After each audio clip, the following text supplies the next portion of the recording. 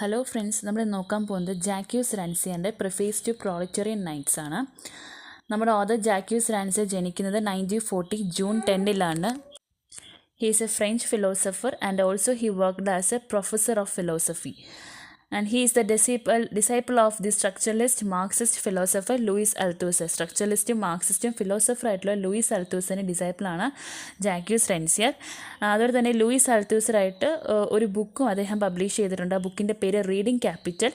അത് പബ്ലിഷ് ചെയ്ത് 1965 അതുപോലെ തന്നെ നമ്മുടെ ലിറ്റററി വേൾഡിന് ജാക്യൂസ് റാൻസിയർ കോൺട്രിബ്യൂട്ട് ചെയ്തിട്ടുള്ളത് ഫിലോസഫിക് തീസിസ് ആൻഡ് എസ്സേയ്സ് ആയിട്ടാണ്. മോർ ദാൻ ഇത് നോവൽസ്, ഷോർട്ട് സ്റ്റോറീസ് എന്നതിലുപരി ഫിലോസഫിക് തീസിസ് ആൻഡ് എസ്സേയ്സ് ഒക്കെ ആയിട്ടാണ് അദ്ദേഹം ലിറ്റററി വേൾഡിന് കോൺട്രിബ്യൂട്ട് ചെയ്തിട്ടുള്ളത്. അതിൻ്റെ essays like including reading capital, reply to Levy, the nights of labourer, the workers dream in 19th century France, the ignorant school master, 5 lessons in lectural emancipation, on the shores of politics, on the poetics of knowledge, disagreement, politics and philosophy, etc. ഇതൊക്കെയാണ് അദ്ദേഹത്തിൻ്റെ വർക്കുകൾ.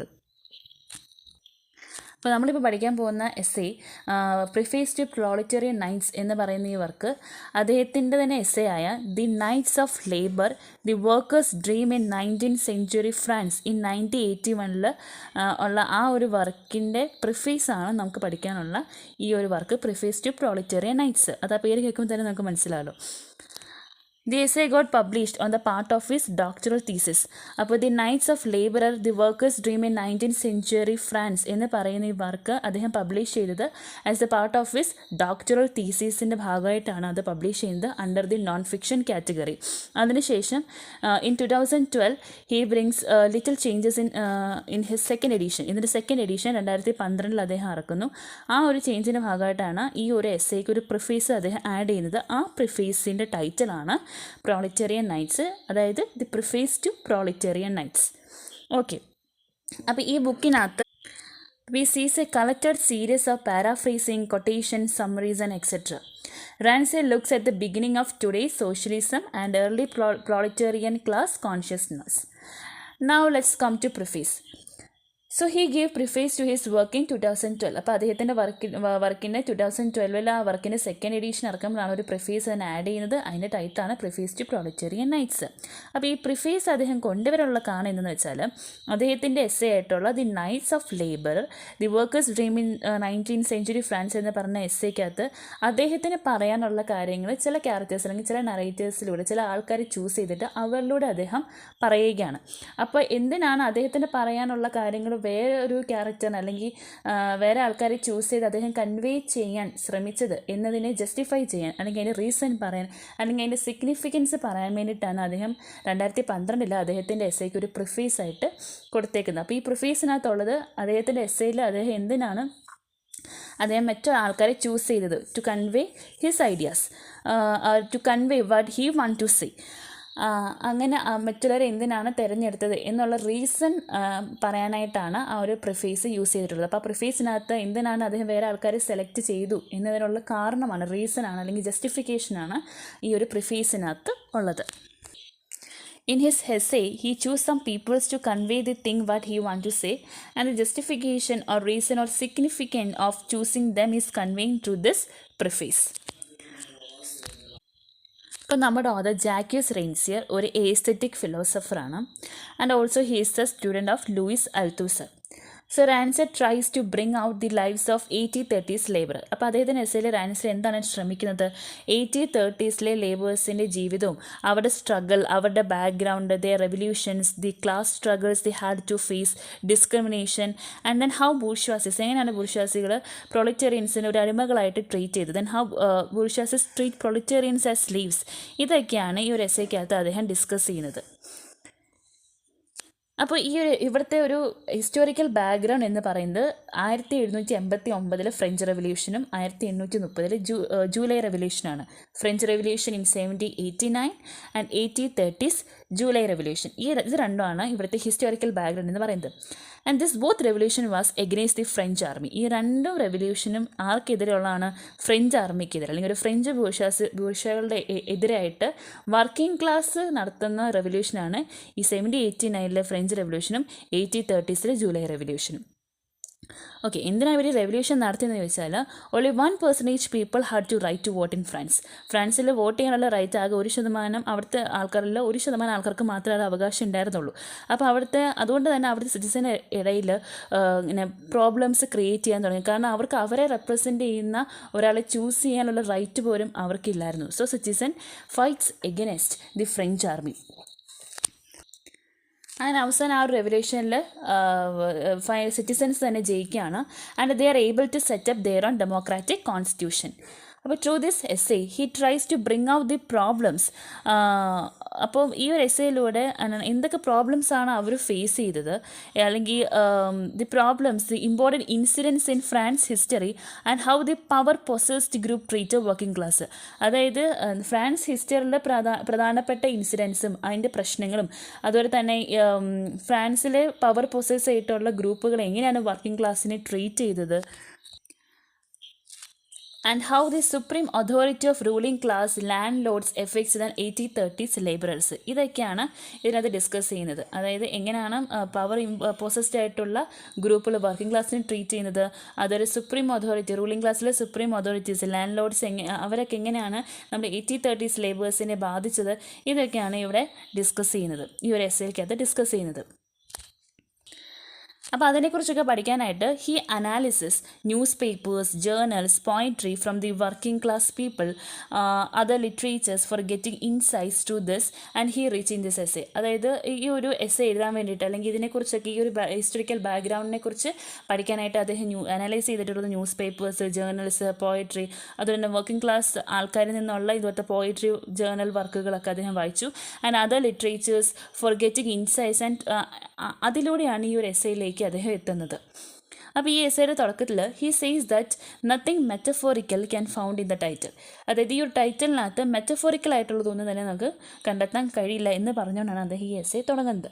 He don't want to convey any figurative things, he want to convey some truthful things. Figurative ആയിട്ടുള്ള ഒരു കാര്യം അദ്ദേഹത്തിന് ഈ എസ്സേയിലൂടെ convey ചെയ്യാനുള്ള, അദ്ദേഹത്തിന് കുറച്ച് സത്യങ്ങളാണ് പറയാനുള്ളത്. Like the nights of workers, അതായത് night of workers and how the proletarians or working class man spend their night time. അതായത് സത്യങ്ങൾ മീൻസ് എങ്ങനെയാണ് വർക്കിംഗ് ക്ലാസ്സിലെ ആൾക്കാർ അവരുടെ രാത്രി സമയങ്ങൾ ചെലവഴിക്കുന്നത്, ഇതൊക്കെയാണ് അദ്ദേഹത്തിന് പറയാനുള്ളത്. അല്ലാതെ ഫിഗറേറ്റീവ് ആയിട്ടുള്ള കാര്യങ്ങളൊന്നും അല്ല എന്നാണ് തുടക്കത്തിൽ അദ്ദേഹം ഈ എസ്സേയിൽ പറയുന്നത്. അപ്പോൾ അദ്ദേഹം പറഞ്ഞത് സാധാരണ നമ്മൾ എന്ത് ചെയ്യും, നമ്മൾ ഡേ ടൈമിൽ വർക്ക് ചെയ്തിട്ട് നൈറ്റ് ടൈമിൽ റെസ്റ്റ് ചെയ്യാണ്. പക്ഷേ ഇവിടെ വർക്കിംഗ് മാൻ എന്താ ചെയ്യുന്നത്, വർക്കിംഗ് ക്ലാസ്സിലുള്ള ആൾക്കാർ അവർ രാവിലെയും റെസ്റ്റ് ചെയ്യുന്നില്ല, രാത്രിയിലും അവർ റെസ്റ്റ് ചെയ്യുന്നില്ല. They are not taking rest even at night time. ഇത് they may passing to any hard working. അവർ ചിലപ്പോൾ ഒരുപാട് ഡേ ടൈമിലൊക്കെ they are passing through hard work, ഒരുപാട് കഷ്ടപ്പാടൊക്കെ സഹിച്ചായിരിക്കും പകൽ സമയത്ത് ഭയങ്കര കട്ടിയുള്ള പണിയായിരിക്കും അവർ ചെയ്യുന്നത്. ഫോർ അവരുടെ രണ്ടറ്റം കൂട്ടുമുട്ടിക്കാനൊക്കെ ആയിട്ട് ഭയങ്കര കഷ്ടപ്പാടുള്ള ജോലിയായിരിക്കും അവർ പകൽ ചെയ്യുന്നെങ്കിൽ പോലും അവർ രാത്രി വിശ്രമിക്കില്ല എന്നാണ് ഓഥർ പറയുന്നത്. അതായത് നമ്മളൊക്കെ രാവിലെ പണിയെടുത്തിട്ട് രാത്രി വിശ്രമിക്കുമ്പോൾ വർക്കിംഗ് ക്ലാസ്സിലുള്ള ആൾക്കാർ രാവിലെയും പണിയെടുക്കും. And they are not taking rest even at night time. രാത്രി സമയങ്ങളിൽ പോലും അവർ റെസ്റ്റ് ചെയ്യുന്നില്ല എന്നാണ് അവർ പറയുന്നത്. And the next thing is that the title is the night of labour, the workers dream. അതായത് ഈ ഒരു ടൈറ്റിൽ എന്താണ്, the night of labour, the workers dream എന്നാണ്. അതിൻ്റെ അർത്ഥം എന്താ, it means they are also dreaming while we are sleeping. അതായത് നമ്മൾ രാവിലെ പണിയെടുത്തിട്ട് രാത്രി റെസ്റ്റ് ചെയ്യുമ്പോഴും ഈ സാധാരണ ആൾക്കാർ അല്ലെങ്കിൽ വർക്കിംഗ് ക്ലാസ്സിലുള്ള ലേബേഴ്സ് അവരെന്താ ചെയ്യുന്നത്, അവർ രാവിലെ പണിയെടുക്കുന്നുണ്ട്, അതേപോലെ രാത്രിയിൽ നമ്മൾ ഉറങ്ങുമ്പോൾ അവർ ഉറങ്ങാതിരുന്ന് അവർ സ്വപ്നം കാണാണ്. They are dreaming while we are sleeping. അവരെന്തിനെക്കുറിച്ചാണ് ഡ്രീം ചെയ്യുന്നത്, they are dreaming in the free time about the future. അവരുടെ ഫ്രീ ടൈമിൽ അവരുടെ ഭാവിയെക്കുറിച്ച് സ്വപ്നം കാണുകയാണ്. അവരെന്താണ് സ്വപ്നം കാണുന്നത് അവരുടെ ഭാവിയെക്കുറിച്ച്, അവർ സ്വപ്നം കാണുന്നത് അവർക്കും ഭാവിയിൽ എന്ത് കിട്ടും, ഒരു ഇൻ്റലക്ച്വൽ ലൈഫ് കിട്ടും. ജസ്റ്റ് ലൈക്ക് ബൂർഷ്വാസീസ്, അതായത് ഈ ഫ്രഞ്ച് ആർമികളെ പോലെ, ഫ്രഞ്ച് ബൂർഷ്വകളെ പോലെ അവർക്കൊരു ഇൻ്റലക്ച്വൽ ലൈഫ് കിട്ടും ഭാവിയിൽ എന്നുള്ള സ്വപ്നമാണ് അവർ രാത്രിയിൽ കാണുന്നത്. So all working class man are living in this dream. അപ്പോൾ എല്ലാം തൊഴിൽ വർഗത്തിൽപ്പെട്ട ആൾക്കാർ, എല്ലാം ലേബേഴ്സ് എന്താണ്, ഈ ഒരു സ്വപ്നത്തിലാണ് ജീവിക്കുന്നത് എന്നാണ് ജാക്യൂസ് റാൻസിയർ പറയുന്നത്. പിന്നെ നമ്മൾ ഇതിൻ്റെ തുടക്കത്തിൽ പറഞ്ഞല്ലോ, റാൻസിയർ ലൂയിസ് അൽത്തൂസൻ്റെ സ്റ്റുഡൻ്റാണ്. The structuralist or Marxist. അതായത് അദ്ദേഹം ഒരു സ്ട്രക്ചറലിസ്റ്റാണ്, മാർക്സിസ്റ്റ് ആണ്.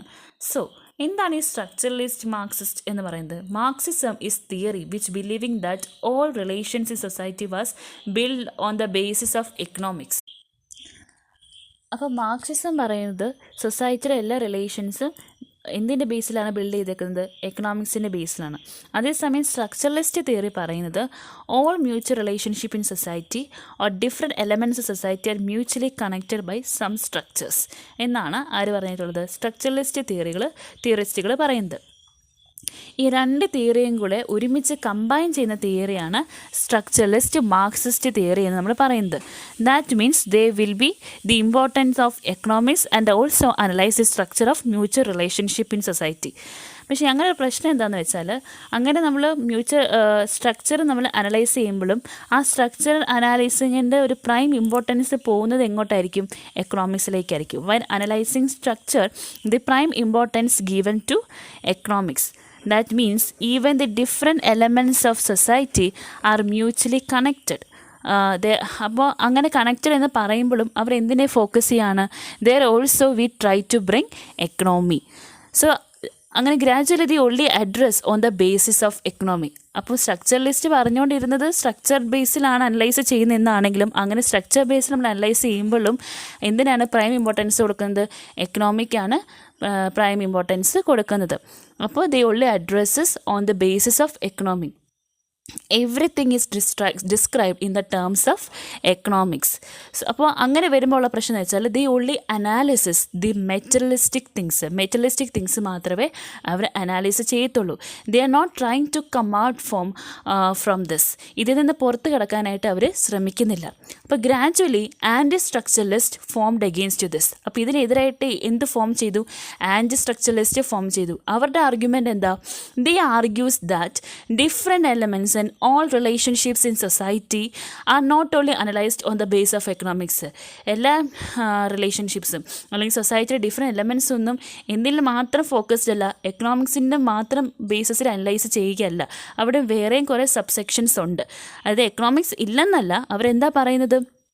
They argues that different elements and all relationships in society are not only analyzed on the base of economics but create other subsection too. അപ്പോൾ നമ്മുടെ author റാൻസിയർ ഈ കൂട്ടത്തിൽപ്പെട്ട ആളാണ്, അതായത് ആൻറ്റി സ്ട്രക്ചറലിസ്റ്റ് ആണ്. He is a person who thinks like this and he is an aesthetic philosopher. So he can believe completely on the economic fact. അതുകൊണ്ട് തന്നെ അദ്ദേഹം മൊത്തത്തിൽ എക്കണോമിക് ബേസിലാണ് വിശ്വസിക്കുന്ന ഒരു വ്യക്തിയല്ല. He likes to understand everything by analyzing his aesthetic side. അതായത് economic side മാത്രമല്ല, അതിൻ്റെ ഒരു മെറ്റലിസ്റ്റിക് സൈഡ് മാത്രമല്ല, ഏതൊരു കാര്യമാണെങ്കിലും അതിൻ്റെ എസ്തെറ്റിക് സൈഡിൽ കൂടെ അതിനെ മനസ്സിലാക്കാൻ ആഗ്രഹിക്കുന്ന വ്യക്തിയാണ് Jacques Rancière. So the desire to work out from Louis Althusser group. അതുകൊണ്ട് തന്നെ അപ്പോൾ നമ്മുടെ ലൂയിസ് അൽത്തൂസർ എന്താണ്? ഫിലോസഫറാണ്, സ്ട്രക്ചറലിസ്റ്റാണ്, മാർക്സിസ്റ്റാണ്. നമ്മുടെ ജാക്യൂസ് റാൻസിയർ അദ്ദേഹത്തിൻ്റെ സ്റ്റുഡൻ്റ് ആയിരുന്നു. But is the gradually he become a anti structuralist അല്ലേ? അങ്ങനെ, കാരണം അദ്ദേഹം മെറ്റലിസ്റ്റിക് അല്ലെങ്കിൽ എക്കണോമിക് ആയിട്ടുള്ള മാത്രം ഫോക്കസ് ചെയ്യുന്ന വ്യക്തിയല്ല, ഒരു കാര്യത്തിന് എസ്തെറ്റിക് സൈഡും കൂടി അനലൈസ് ചെയ്യുന്ന, മനസ്സിലാക്കുന്ന ഒരു വ്യക്തിയാണ് അദ്ദേഹം. അദ്ദേഹത്തിൻ്റെ കൂട്ടരും കൂടെ നമ്മുടെ ലൂയിസ് അൽത്തൂസറിൻ്റെ ഗ്രൂപ്പിൽ നിന്ന് ഇറങ്ങിപ്പോരുകയാണ്. അങ്ങനെ ഇറങ്ങി വരുന്ന സമയത്താണ് they decide to publish a journal named Revoltes Logiques എന്ന് പറയുന്ന ഒരു ജേർണൽ അവർ ആ സമയത്താണ് പബ്ലിഷ് ചെയ്യാനായിട്ട് തീരുമാനിക്കുന്നത്. അപ്പോൾ ഇവിടെ ദേ ഹൈലൈറ്റഡ് പ്രോളിറ്റേറിയൻസ് ഡിസൈൻസ്. ഓക്കെ, ആ ഒരു ജേർണലിനകത്ത് അവർ എന്താണ് ഹൈലൈറ്റ് ചെയ്യുന്നത്? പ്രോളിറ്റേറിയൻസിൻ്റെ ആഗ്രഹങ്ങളും അവരുടെ സ്വപ്നങ്ങളും. Proletarians desire and the dreams. Proletarian means എന്താണ്? Proletarians means working class man, but their people used proletarian to call the factory workers. Proletarian എന്ന് പറയുന്നത് വർക്കിംഗ് ക്ലാസ് മാനിനെയാണ് പറയുന്നത്. പക്ഷെ അവർ വർക്കിംഗ് ക്ലാസ് മാൻ അല്ലെങ്കിൽ പ്രോളിറ്റേറിയൻ എന്ന് ഉദ്ദേശിക്കുന്ന ആരെ മാത്രമായിരുന്നു? Factory workers. ഫാക്ടറി വർക്ക് ചെയ്യുന്ന ആൾക്കാരെ മാത്രമാണ് അവർ ലേബറേഴ്സ്, പ്രോളിറ്റേറിയൻസ് അല്ലെങ്കിൽ വർക്കിംഗ് ക്ലാസ് ആയിട്ട് കൺസിഡർ ചെയ്തുകൊണ്ടിരുന്നത്. This select only factory workers for represents the struggles of working class. Working ക്ലാസിൻ്റെ കഷ്ടപ്പാടുകളെ റെപ്രസെൻറ്റ് ചെയ്യാനായിട്ട് അവർ ഫാക്ടറി ക്ലാസ്സിൽ അല്ലെങ്കിൽ ഫാക്ടറി തൊഴിലാളികളെ മാത്രമേ, വർക്കേഴ്സിനെ മാത്രമേ ചൂസ് ചെയ്തിട്ടുണ്ടായിരുന്നുള്ളൂ. So he used the preface to say that he tries to say about the marginalized group in working class. അപ്പോൾ ഇതിന് നമുക്ക് എന്ത് മനസ്സിലാക്കാം? വർക്കിംഗ് ക്ലാസ്സിനകത്തും മാറ്റി നിർത്തപ്പെടുന്ന, മാർജിനലൈസ് ചെയ്യപ്പെടുന്ന ആൾക്കാരുണ്ട്. കാരണം വർക്കിംഗ് ക്ലാസ് എന്ന് പറയുന്നത് ഫാക്ടറി വർക്ക് ചെയ്യുന്നവർ മാത്രമല്ല, വേറെ ആൾക്കാരൊക്കെ ഉണ്ടല്ലേ. അപ്പോൾ അവരുടെ വർക്കിംഗ് ക്ലാസ്സിൻ്റെ സ്ട്രഗിളിനെ റെപ്രസെൻറ്റ് ചെയ്യാൻ ഫാക്ടറി വർക്കേഴ്സിനെ മാത്രം ചൂസ് ചെയ്യുമ്പോൾ അവിടെ എന്താണ് സംഭവിക്കുന്നത്? ബാക്കി ആൾക്കാരുടെ മാർജിനലൈസ് ചെയ്യപ്പെടുകയാണ്. അപ്പോൾ അങ്ങനെ മാർജിനലൈസ് ചെയ്യപ്പെടുന്ന ആൾക്കാരെക്കുറിച്ച് പറയാനായിട്ടാണ് നമ്മുടെ ജാക്യൂസ് റാൻസിയർ ഈ ഒരു പ്രിഫേസിലൂടെ ശ്രമിക്കുന്നത്. In his opinion there is great poets അല്ലേ? അപ്പോൾ റാൻസിയറിൻ്റെ ഒപ്പീനിയനിൽ അവിടെ ഫാക്ടറി വർക്കേഴ്സ് മാത്രമല്ല, അവിടെ ഗ്രേറ്റ് പോയിറ്റ്സ് ഉണ്ട്, പെയിൻറ്റേഴ്സ് ഉണ്ട്, ഫിലോസഫേഴ്സ്, ഹിസ്റ്റോറിയൻസ്, മ്യൂസീഷ്യൻസ്, ഇങ്ങനെ പല കലാകാരന്മാർ ഇവിടെ ഉണ്ട്. വർക്കിംഗ് ക്ലാസ്സിനകത്തുണ്ട്. തൊഴിലാളികൾ മാത്രമല്ല, ഗ്രേറ്റ് പോയിറ്റ്സ് ഉണ്ട്, പെയിൻറ്റേഴ്സ് ഉണ്ട്, ഫിലോസഫേഴ്സ് ഉണ്ട്, ഹിസ്റ്റോറിയൻസ് ഉണ്ട്, മ്യൂസീഷ്യൻസ് ഉണ്ട്. So intellectuals are not only for high class. അപ്പോൾ റാൻസിയർ പറഞ്ഞത് ഇൻ്റലക്ച്വൽസ് എന്ന് പറയുന്നത് ഹൈ ക്ലാസ്സിന് മാത്രമുള്ളതല്ല. ഓക്കെ, അത് വർക്കിംഗ് ക്ലാസ്സിനകത്തുണ്ട്. So he completely rejects the topic factory workers. അതായത് ഫാക്ടറി വർക്ക്, അതായത് പ്രൊളിറ്റേറിയൻസ് എന്ന് പറയുമ്പോൾ തന്നെ ഫാക്ടറി വർക്കേഴ്സിനെ മാത്രം ചൂസ് ചെയ്യുന്ന ടോപ്പിക്കിനെ അദ്ദേഹം കംപ്ലീറ്റ് ആയിട്ട് റിജക്റ്റ് ആണ്. Because when we discuss about working class man's life, it's not only about the factory workers. അതായത് വർക്കിംഗ് ക്ലാസ്സിലെ ആൾക്കാരുടെ ജീവിതത്തെക്കുറിച്ച് നമ്മൾ ഡിസ്കസ് ചെയ്യുമ്പോൾ അത് ഫാക്ടറി വർക്കേഴ്സിനെ മാത്രമുള്ളതല്ല, ബാക്കി അതിൽ പെടാത്ത കുറച്ച് ആൾക്കാരും ഉണ്ട്. അവരുടെ ലൈഫിനെ കുറിച്ചും കൂടിയാണ് നമ്മൾ സംസാരിക്കേണ്ടത്. It's not only about the factory workers.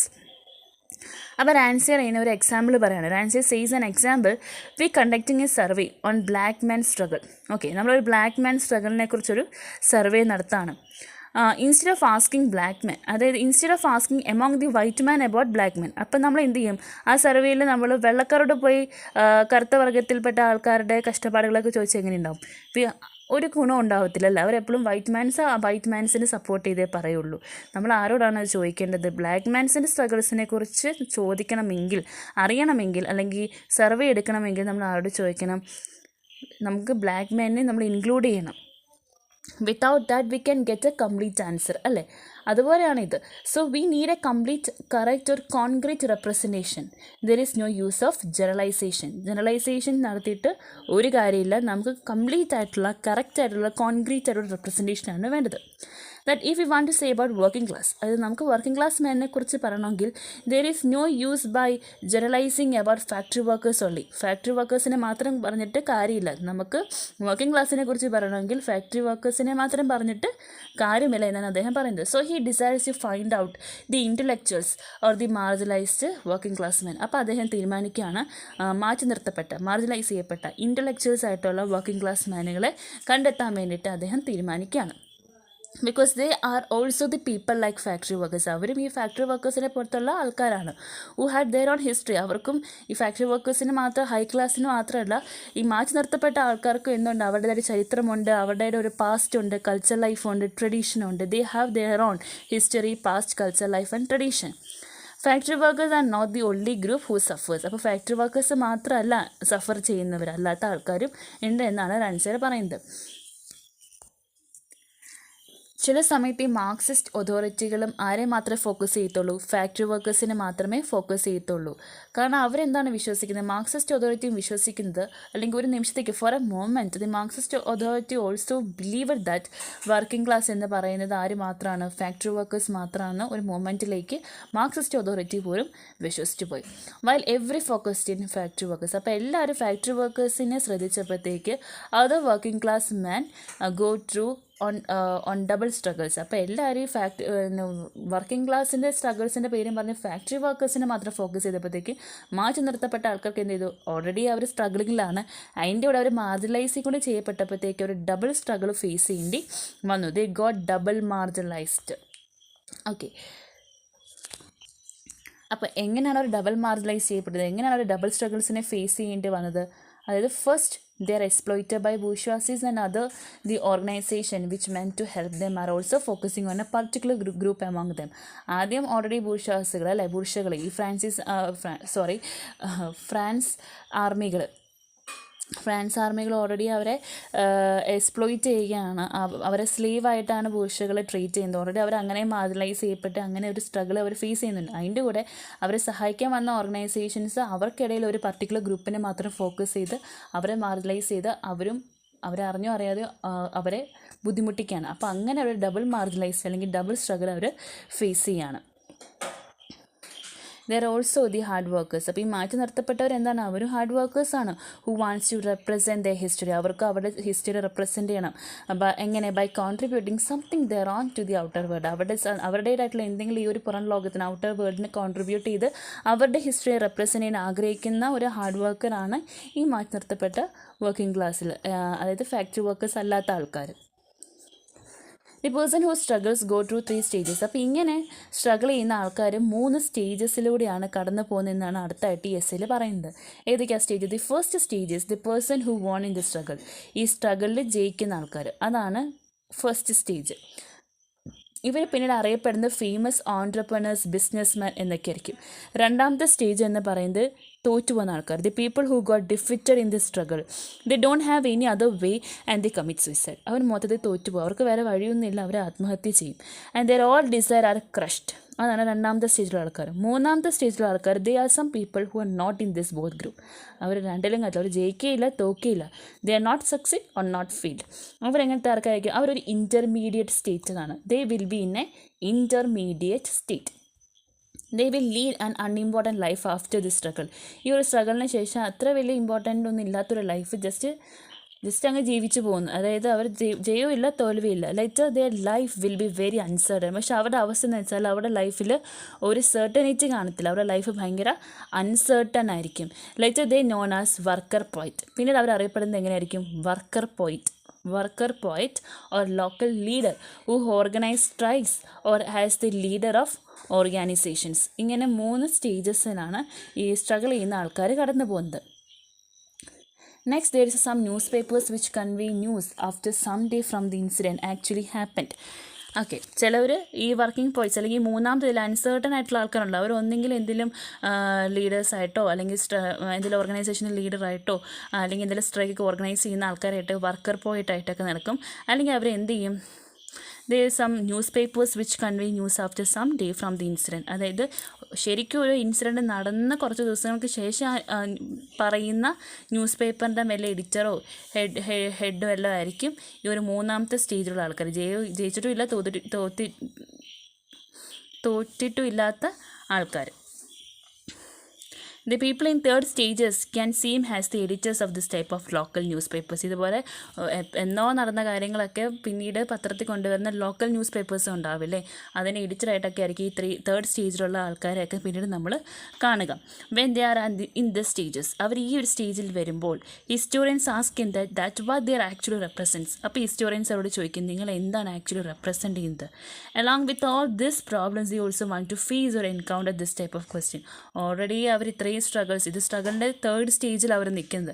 അത്രയും സ്ട്രഗിൾസ് അവർ സഹിച്ച് വരുമ്പോഴും ഏതെങ്കിലും ഒരു ഹിസ്റ്റോറിയൻ വന്ന് അവരോട് ചോദിക്കും, നിങ്ങൾ എന്താണ്, നിങ്ങൾ ആരാണ്, നിങ്ങൾ എന്തിനാണ് റെപ്രസെൻറ്റ് ചെയ്യുന്നത്? അതായത് ഇത്രയും സംഭവങ്ങൾ അവർ ഫേസ് ചെയ്ത് വരുമ്പോഴും ലാസ്റ്റ് അവർക്ക് ദിസ് ടൈപ്പ് ഓഫ് ക്വസ്റ്റ്യൻസ് ഒക്കെയാണ് അവർക്ക് എൻകൗണ്ടർ ചെയ്യേണ്ടി വരുന്നത്, അല്ലെങ്കിൽ അവർക്ക് ഫേസ് ചെയ്യേണ്ടി വരുന്നത്. And they don't have answer for this question. ഏറ്റവും ഒരു കോമഡി എന്ന് വെച്ചാൽ അവർക്ക് ഈ ഒരു ക്വസ്റ്റ്യൻ ഉത്തരവും ഉണ്ടാവില്ല. കാരണം എന്താ? Because there is no one from for them to represent and there is nothing for them to represent. അവരെ റെപ്രസെൻ്റ് ചെയ്യാനും ആരുമില്ല, അവർക്ക് റെപ്രസെൻ്റ് ചെയ്യാൻ ഒന്നുമില്ല. Because of this there is nothing intellectuals, poems or any other aesthetic work. ഇതുകൊണ്ട് തന്നെ അവരെ represent ചെയ്യാൻ ഒരു ലീഡറില്ല, അവർക്ക് റെപ്രസെൻ്റ് ചെയ്യാൻ ഒന്നും ഇല്ലാത്തതുകൊണ്ട് തന്നെ അവരിൽ നിന്ന് നമുക്ക് എന്ത് പ്രതീക്ഷിക്കുന്നത്? അവരിൽ നിന്ന് ഒരു ഇൻ്റലക്ച്വലായിട്ടൊരു വർക്കോ ഒരു പോയമോ അല്ലെങ്കിൽ any other kind of aesthetic works ഒന്നും തന്നെ അവരുടെ സൈഡിൽ നിന്ന് നമുക്ക് പ്രതീക്ഷിക്കാൻ പറ്റില്ല. Because there is no one to represent them. അവരെ റെപ്രസെൻറ്റ് ചെയ്യാൻ ആരുമില്ല. ആരെങ്കിലും ഉണ്ടെങ്കിലല്ലേ അവർക്ക് അതൊക്കെ എഴുതാൻ പറ്റുള്ളൂ, എങ്കിൽ മാത്രം അത് പുറം ലോകത്തെ അവർക്ക് കോൺട്രിബ്യൂട്ട് ചെയ്യും, നമുക്കത് കാണാനും സാധിക്കുള്ളൂ. പക്ഷേ there is no one to represent them. Again they suffers from lack of identity. വീണ്ടും ആ ഒരു സർക്കിൾ കഴിഞ്ഞ് വീണ്ടും അവർക്ക് എന്താണ്? ലാക്ക് ഓഫ് ഐഡൻറ്റിറ്റി അവർ സഫർ ചെയ്യാണ്. Again they suffers from lack of identity, lack of existentialism. അപ്പോൾ ഇൻ ദിസ് പത്തറ്റിക് സ്റ്റേറ്റ്, ഈ ഒരു അവസ്ഥ വരുമ്പോഴത്തേക്ക് വീണ്ടും അവരെന്ത് ചെയ്യും? they run to bourgeoisies if they want anything. അവർക്ക് എന്തെങ്കിലും വേണമെങ്കിൽ അവർ വീണ്ടും ഈ ബൂർഷ്വകളുടെ അടുത്തേക്ക്, അവർ ആർക്കെതിരാണോ ആദ്യം റിവോൾട്ട് ചെയ്തത് അവരുടെ അടുത്തേക്ക് തന്നെ അവർ തിരിച്ചു പോകും. ബിക്കോസ് ഓട്ടോമാറ്റിക്കലി ഈ thoughts conquer the mind that they don't have nothing and they don't. അവർക്കൊന്നും ഇല്ല, ഇനി ഉണ്ടാവാനും പോകുന്നില്ലെന്ന തോട്ട് ഓട്ടോമാറ്റിക്കലി അവരുടെ മൈൻഡിനെ കോൺക്യൂർ ചെയ്യും. അപ്പോൾ അവർ വീണ്ടും ബൂർഷ്വകളുടെ അടുത്തേക്ക് തിരിച്ചു പോകും. And there is no one to help them. അല്ലേ, അങ്ങനെ ഒരു ചിന്ത വരുമ്പോഴത്തേക്ക് there is no one to help them from their own group. അവരുടെ കൂട്ടത്തിലുള്ള ആൾക്കാർ പോലും അവരെ സഹായിക്കാനില്ല എന്ന് അവർക്ക് തോന്നാൻ തുടങ്ങുകയും അവർ വീണ്ടും തിരിച്ച് ബൂർഷ്വയിലേക്ക് പോവും. Because only bourgeoisie had the capability to help them. So forever like a parasites, bourgeois live by using them. ഒരു പാരസൈറ്റ്സ് പോലെ ബൂർഷകൾ ഇവരെ ഇങ്ങനെ അടിമകളായിട്ട് ഉപയോഗിച്ചുകൊണ്ട് കാലാകാലങ്ങൾ ഇങ്ങനെ ജീവിച്ചുകൊണ്ടിരിക്കും. They also for ever depend on bourgeoisies group. മറ്റൊരു എന്ത് ചെയ്യും, കാലാകാലങ്ങൾ അവരെ ഇങ്ങനെ ഡിപ്പെൻഡ് ചെയ്ത് ജീവിക്കുകയും ചെയ്യും. അതിനുശേഷം എന്താ ഓദർ കാണിക്കുന്നത്, ഷോസ് ദി വേജ് ഇഷ്യൂസാണ് പിന്നീട് കാണിക്കുന്നത്. Good working condition of working class man and towards the end of the preface author gives example of 3 persons. അങ്ങനെ വേജ് ഇഷ്യൂസിനെ കുറിച്ച് പറയുന്നത്. പിന്നെ ഈ എസ്സേ തീരുമ്പോഴത്തേക്ക് ഓദർ 3 വ്യക്തികളുടെ എക്സാമ്പിൾ പറഞ്ഞാണ് ഈ എസ്സേ നിർത്തുന്നത്. First person he narrates a story of a cafe owner. ഒരു കഫേ ഓണറാണ് ആദ്യത്തെ person. One day, 1839 October, a cafe owner calls all working class man to a tailor's house. 1839 ഒക്ടോബറിൽ ഒരു cafe owner എല്ലാ working ക്ലാസ്സിലെ മെന്നെ ഒരു ടൈലേഴ്സിൻ്റെ ഹൗസിലേക്ക് വിളിക്കുകയാണ്. ആ ടൈലറിൻ്റെ പേര് മാർട്ടിൻ റൂസ് എന്നാണ്. എന്താണ് വിളിച്ചത്? He want to inform that working class mans newspaper should be published. അതായത് വർക്കിംഗ് ക്ലാസ് മാൻസിന് ന്യൂസ് പേപ്പേഴ്സ് പബ്ലിഷ് ചെയ്യാൻ പോവുകയാണ് എന്ന് അദ്ദേഹത്തിന് ഇൻഫോം ചെയ്യണം. ആൻഡ് ദ സെക്കൻഡ് പേഴ്സൺ എക്സാമ്പിളാണ് story of a worker in a local bar. He is a middle class man. At the same time he wrote poem. അദ്ദേഹം ഒരു middle class മാനാണ്, ഒരു local ബാറിലെ വർക്കറാണ്. പക്ഷേ അദ്ദേഹം എന്ത് ചെയ്യുന്നുണ്ട്, ഒരു പോയം എഴുതുന്നുണ്ട്. എന്തിനു വേണ്ടി? To recite in the bar. ആ ബാറിൽ പാടാൻ വേണ്ടിയിട്ട് ഒരു പോം എഴുതുകയാണ്. For this he calls a carpenter for help. അതിന് വേണ്ടിയിട്ട് ഒരു കാർപ്പൻ്ററിനെ ഈ ലോക്കൽ ബാറിൽ വർക്ക് ചെയ്യുന്ന ആൾ, ഈ മിഡിൽ ക്ലാസ് മാന് വിളിക്കുകയാണ്. Carpenter is the one who arrange couplets. അപ്പോൾ ഈ കാർപ്പൻ്ററാണ് ഈ ലോക്കൽ ബാറിൽ വർക്ക് ചെയ്യുന്ന ആൾ ആ മിഡിൽ മാൻ എഴുതുന്ന പോയത്തിൻ്റെ കപ്ലേറ്റ്സ് ഒക്കെ അറേഞ്ച് ചെയ്ത് കൊടുക്കുന്നത് for his song or music. So they works on morning. അപ്പോൾ അവർ മോർണിംഗിൽ, അത് നമ്മൾ ആദ്യം പറഞ്ഞത്, അവർ മോർണിംഗിൽ പണിയെടുക്കുന്നു, വൈകിട്ട് അവർ അവരുടെ സ്വപ്നങ്ങളെക്കുറിച്ച്, അവരുടെ ഇൻ്റലക്ച്വൽ ലൈഫിനെ കുറിച്ച് ഒരു ഡ്രീം കാണുന്നു. അതിന് എക്സാമ്പിൾസാണ് ഇവിടെ കാണുന്നത്, അല്ലേ. So they works on morning and they find out this type of ideas on their night time, and this time we get into more closer to the title. അപ്പോൾ ഈ സമയത്താണ്, ഈ ഒരു എക്സാമ്പിൾ പറയുമ്പോഴാണ് ഓദർ ആ ടൈറ്റിലേക്ക് കുറച്ചുകൂടി ക്ലോസ് ആവുന്നത്. എന്താണ് title? The proletarian nights means how they spend their night time. In third example he says about a working class man. He writes several letters about childhood. അതിന് ചൈൽഡ്ഹുഡിനെ കുറിച്ച്, വേസ്റ്റ് ലൈഫിനെ കുറിച്ച്, സാധാരണ ആൾക്കാരുടെ പാഷൻ, ഓർഡിനറി പീപ്പിൾസ് പാഷൻ, അവരുടെ നിലനിൽപ്പിനെ കുറിച്ച്, their existence, lack of identity to convey about them and about the life to the outer world. അപ്പോൾ അദ്ദേഹം എന്തിനാണ് അതിൻ്റെ ചൈൽഡ്ഹുഡിനെ കുറിച്ചും സാധാരണ ആൾക്കാരുടെ പാഷനെ കുറിച്ചും അവരുടെ വേസ്റ്റ് ലൈഫിനെ കുറിച്ചൊക്കെ എഴുതുന്നത്? കാരണം അവരുടെ ജീവിതവും എന്താണെന്ന് പുറലോകം അറിയണം. അത് ഇവരെഴുതിയാലേ നടക്കുകയുള്ളൂ. അല്ലാണ്ട് ഹയർ ക്ലാസ്സിലുള്ള ആൾക്കാർ എഴുതി ഇവരുടെ കഷ്ടപ്പാട് പുറലോകം അറിയുമെന്ന് വിചാരിക്കേ വേണ്ട. അതിന് വേണ്ടിയിട്ടാണ് അദ്ദേഹം ഒഴിവ് സമയങ്ങളിൽ, രാത്രി കാലങ്ങളിൽ ലെറ്റേഴ്സ് എഴുതുന്നത് about his childhood, waste life, ordinary people's passion, their existence, lack of, അതെന്താണ്? To convey the lack of identity. അവരുടെ ലാക്ക് ഓഫ് ഐഡൻറ്റിറ്റി ഒക്കെ എഴുതും. ടു കൺവേ അബൌട്ട് ദം, അവരെക്കുറിച്ച് കൺവേ ചെയ്യാനായിട്ട്. About their life to the outer world, അവരുടെ ലൈഫിനെ കുറിച്ച്, അവരെക്കുറിച്ച് പുറം ലോകത്തിനോട് കൺവേ ചെയ്യാൻ വേണ്ടിയിട്ടാണ് അദ്ദേഹം ലെറ്റർ എഴുതുന്നത്. They did all this for getting a position in the group. അവരിതൊക്കെ ചെയ്യുന്നത് എന്തിനാണ്? ഹയർ ക്ലാസ്സിൽ കയറി പറ്റാനല്ല, അവരുടെ ഗ്രൂപ്പിൽ തന്നെ ഒരു പൊസിഷൻ കിട്ടാൻ വേണ്ടിയിട്ടാണ് അവരിതൊക്കെ ചെയ്യുന്നത്. We can see that all the persons in this example are working class man. They are not the one who only include in factory workers. ഇവരെല്ലാം വർക്കിംഗ് ക്ലാസ് മാൻ്റെ പെട്ടാണ്. ഈ ലോക്കൽ ബാറിലുള്ള വർക്കറും കഫേ ഓണർ, കാർപ്പൻ്റർ, ഇവരെല്ലാം working class മാനാണ്. ഇവരാരും എന്തിൽ പെട്ടതല്ല, ഫാക്ടറി വർക്കേഴ്സിൽ പെട്ടവരല്ല. പക്ഷേ എന്നാലും they are included in working class man. പക്ഷേ ഇവർക്കെല്ലാം ഉണ്ട്, അവർക്ക് അവരുടേതായിട്ടുള്ള ഗ്രേറ്റ് ഐഡിയാസ് ഉണ്ട്, ഗ്രേറ്റ് സ്ട്രഗിൾസ് ഉണ്ട്, ഗ്രേറ്റ് ഇൻ്റലക്ച്വൽസ് ഉണ്ട്. They have their own great ideas, great struggles and great intellectuals within dum.